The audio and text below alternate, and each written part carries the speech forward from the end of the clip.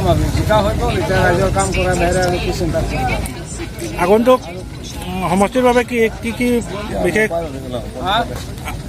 সমষ্টিবাসীৰ কাৰণে কি কি প্ৰচেষ্টা হাতত ল'ব বুলি ভাবে? আৰু ৰাইজৰ কাম ডেভেলপমেণ্ট যিমানখিনি আছে চব ভিতৰত কি আছে কৰি থাকিব আৰু জিকা মানে ৰাইজৰ কাম কৰাৰ কাৰণে জিকিলে ৰাইজৰ সমাধিয়ে মানে কামটো পদক্ষেপ ল'ম আৰু ডেভেলপমেণ্ট যিমানখিনি আছে গোটেইখিনি আমি কাম কৰি ল'ম আৰু ৰাইজক ভালদৰে বিতৰণ কৰি গোটেইখিনি কাম সমস্যাটো সমাধান কৰি ল'ম।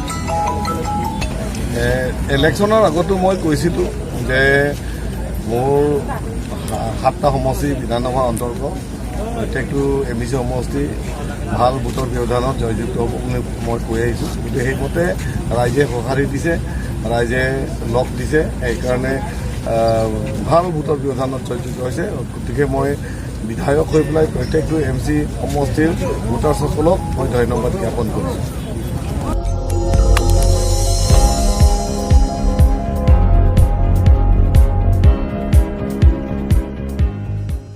Itum kelang bom lake Malong News 24/7 hampang aparman klar da kabirta.